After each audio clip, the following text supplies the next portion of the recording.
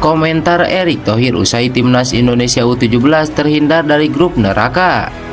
Ketua Umum PSSI Erick Thohir mengatakan bahwa skuad Garuda Asia julukan timnas Indonesia U17 tidak perlu gentar setelah mengetahui bahwa hasil kecocokannya cukup bagus.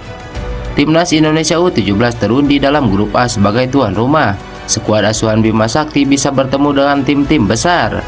Timnas Indonesia U17 akan bersaing bersama dengan Ekuador, Maroko, dan Panama, sementara tim-tim mengerikan seperti Jerman, Inggris, hingga Argentina tergabung di grup lain.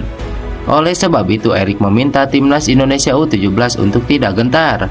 Menurutnya, Garuda Asia haram gemetar sebab memiliki kans cukup besar untuk lolos ke babak gugur. Erick menegaskan drawing yang dilakukan dua legenda Julio Cesar dan Stephen Apia merupakan kecocokan terbaik.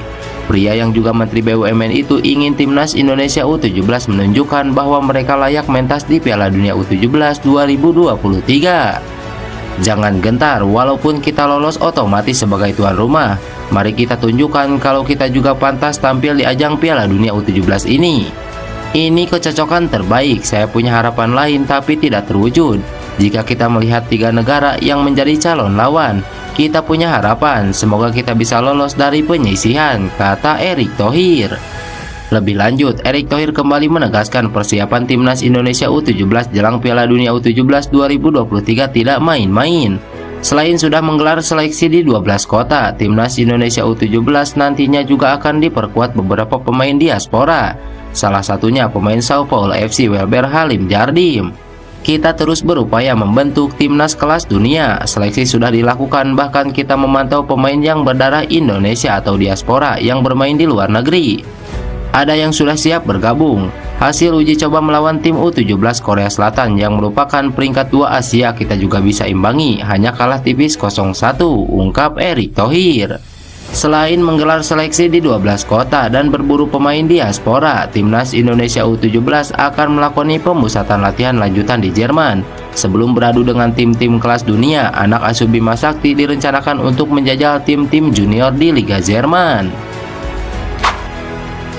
Bima Sakti optimis timnas Indonesia U17 mampu lolos ke 16 besar.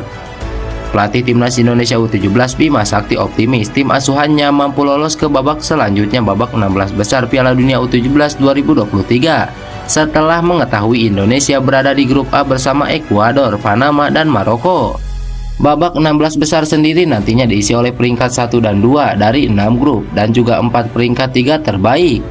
Hal ini disampaikan Bima Sakti ketika mengikuti acara nonton bareng pengundian babak penyisihan grup Piala Dunia U17 2023 Indonesia bersama para anak-anak asuhnya beserta konsultan pelatih timnas Indonesia U17 Frank Wormuth.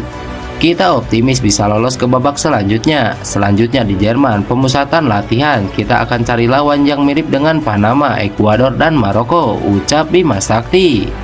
Babak pengundian grup dilakukan oleh Direktur Turnamen FIFA Jaime Yarja yang didampingi mantan pemenang Piala Dunia U17 1995 Stephen Apia dari Ghana dan finalis Julio Cesar dari Brazil di Zurich, Swiss. Ia kemudian berbicara soal rivalitas 3 calon lawannya di grup A. Menurutnya, meskipun optimis lolos ke babak selanjutnya, tidak ada tim grup A yang dianggapnya lemah. Pemain jangan pernah takut, harus yakin berikan yang terbaik buat negara. Tidak ada lawan yang mudah di grup ini, tapi kita punya peluang. Para pemain menyadari ini, persaingan level elit dengan lawan yang tidak mudah. Di Jerman nanti timnas akan menempa diri. Akan ada seleksi lagi melibatkan pemain-pemain diaspora. Timnas U17 sedang berproses, ungkap Bima Sakti. Reaksi mengejutkan publik Maroko usai satu grup dengan Indonesia di Piala Dunia U17.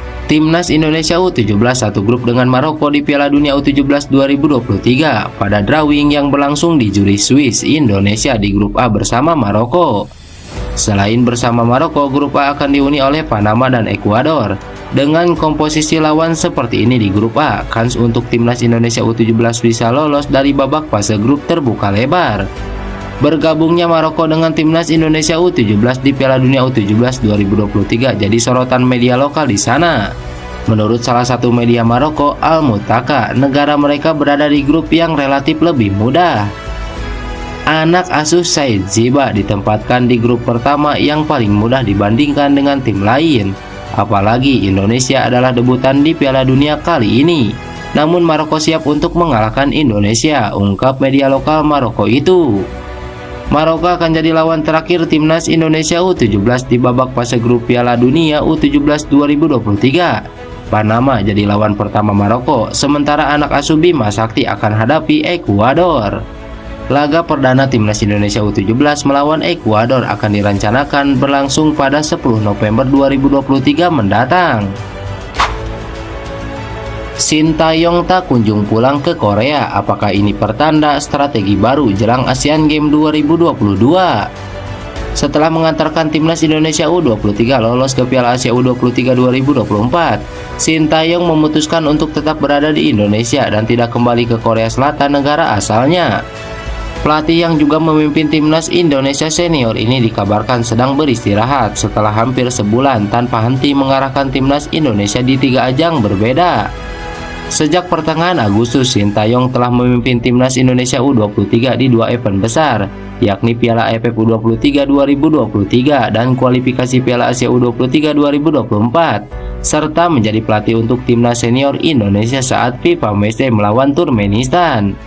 Dalam rentang waktu tersebut, Sintayong telah mencatatkan prestasi membanggakan, termasuk membawa timnas Indonesia U17 menjadi runner-up Piala AFF U23 2023 dan memastikan kemenangan 2-0 atas Turkmenistan yang akan meningkatkan peringkat FIFA Indonesia bulan depan.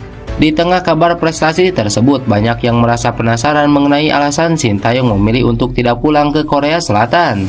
Ketua Badan Tim Nasional Sumarji membenarkan bahwa pelatih berusia 52 tahun tersebut masih berada di Indonesia.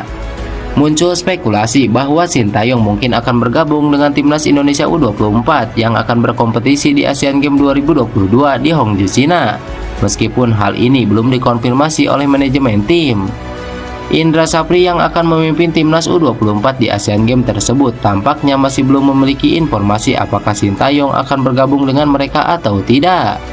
Sintayong sebelumnya telah menunjukkan dukungannya terhadap timnas Indonesia meskipun tidak dalam posisi sebagai pelatih, seperti saat ia menghadiri SEA Games 2023 di Kamboja untuk mendukung timnas U22 Indonesia yang dilatih oleh Indra Sapri.